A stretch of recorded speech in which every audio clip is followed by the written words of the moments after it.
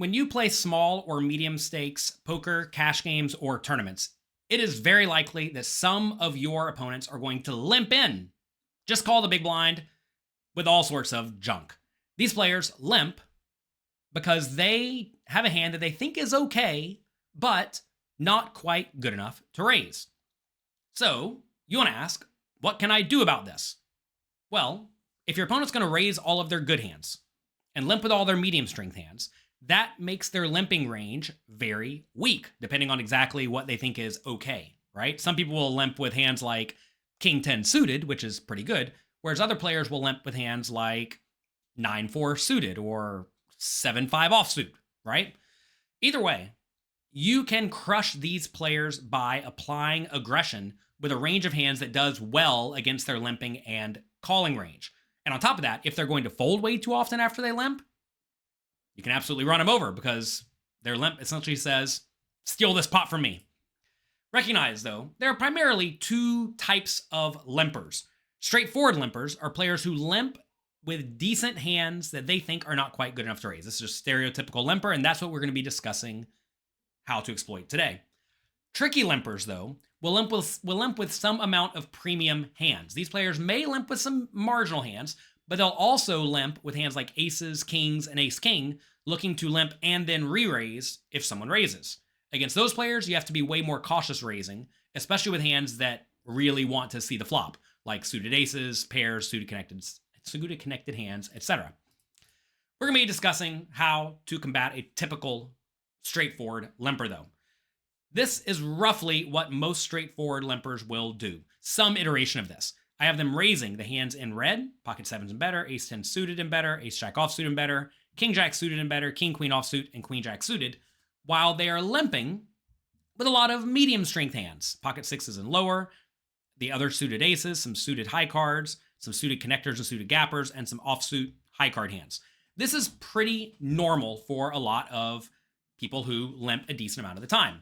Now, recognize that some players will limp with far more hands. They'll limp the king 4 suited, 10-6 suited, 7-4 suited, 9-8 offsuit, ace-6 offsuit, etc.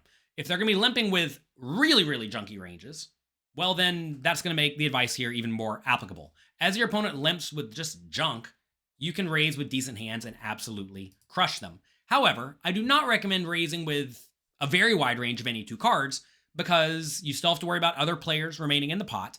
And a lot of the time, the limpers are limping with hands they don't especially plan to fold to a raise, which means you are going to have to go to the flop, and you don't want to be playing terrible hands after the flop.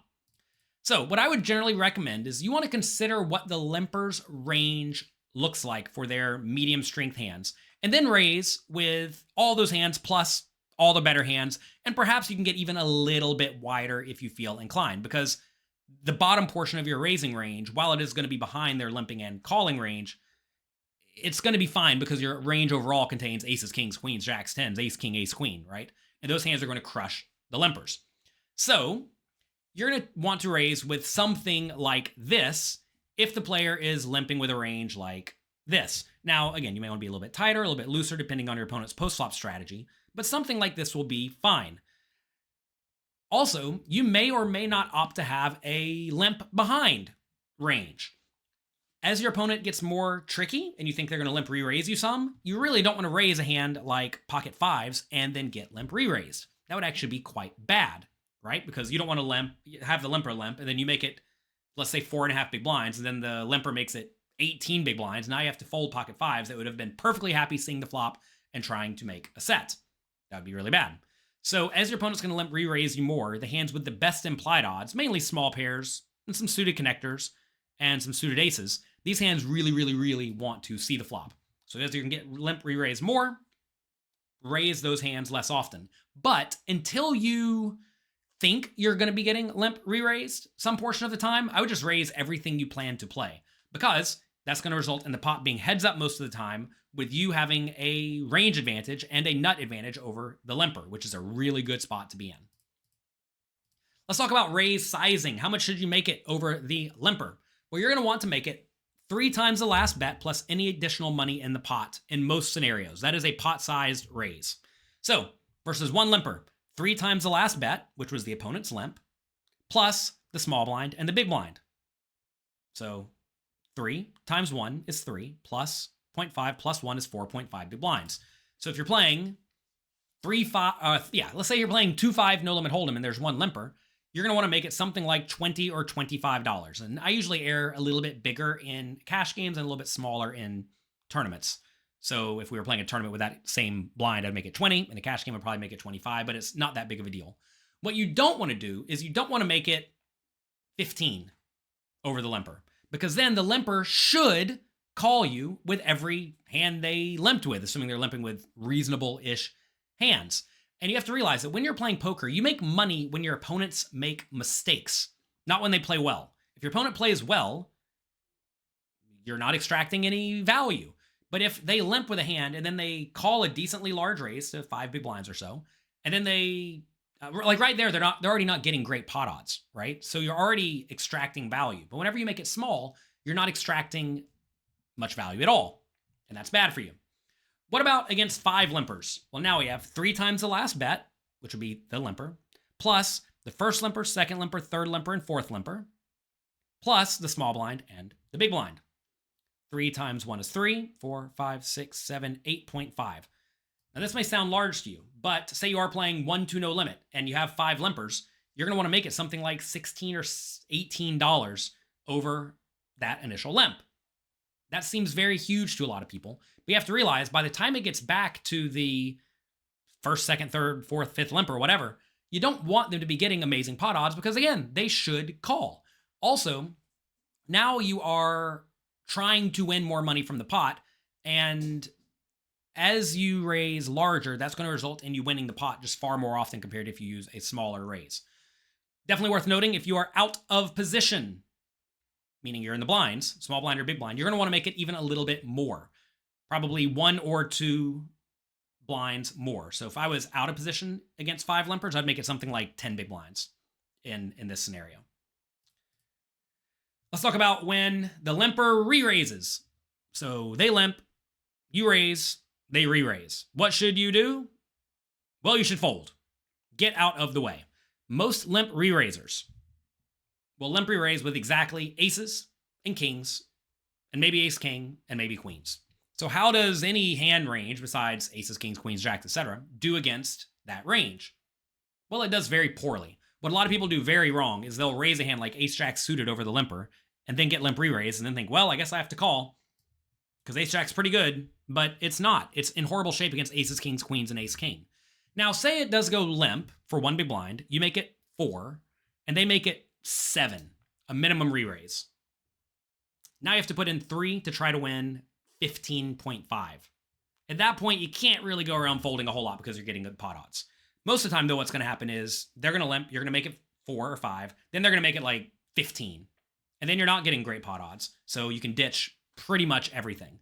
Now, if you are playing very, very deep stacked, you can consider calling with the hands that have the best implied odds. That's mainly going to be small and medium pairs, suited aces, and suited connectors, because then you have the potential to win a huge amount of money from your opponent's, call it obviously strong hand, when you do flop a very, very good hand yourself. So if you have a very good implied odds, sticking around is fine. But what you do not want to do is you do not want to call limp re-raises with the offsuit hands. That's really bad. The suited kings and the suited gappers go way down in value.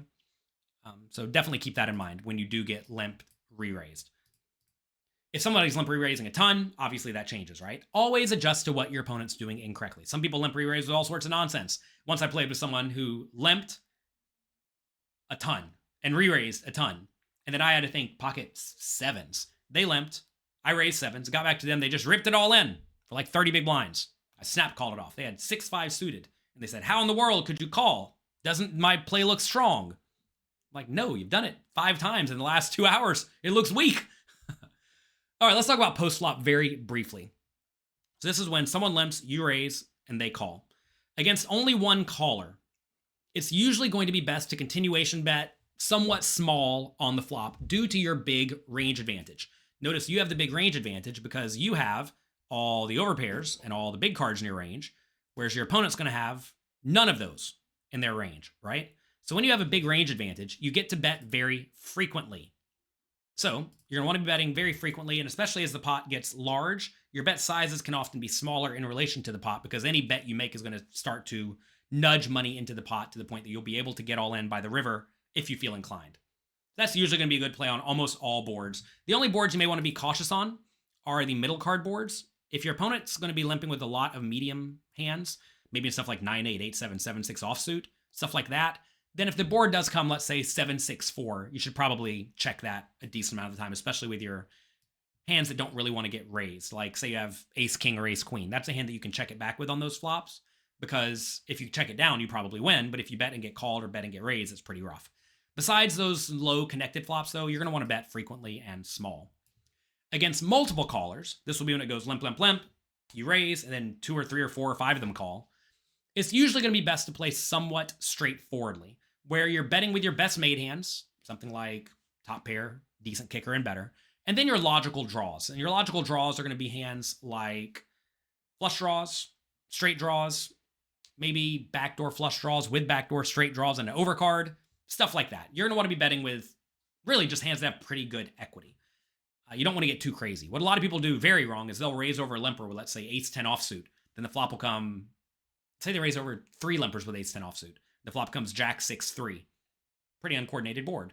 They'll check to the raiser, and the raiser will continuation bet in the spot, not recognizing that one of those 3 players is going to have a jack or something, some portion of the time, and they're just not going to fold. When you see a very multi-way flop, it's important to recognize that someone's going to have something, and if it's not you, it's probably one of your opponents. So don't get too carried away. So yeah, that's it for today. Recognize that many players in the small stakes games limp far too wide with a bunch of junk. They just want to see the flop and try to make a good hand. And the way you crush them is by making the pot bigger when you have position and a range advantage against them. Crush their weak ranges, and you'll find that these pots consistently flow your direction. If you enjoyed the video, click the like and subscribe button below. Thank you very much. Good luck, and I'll talk to you next time.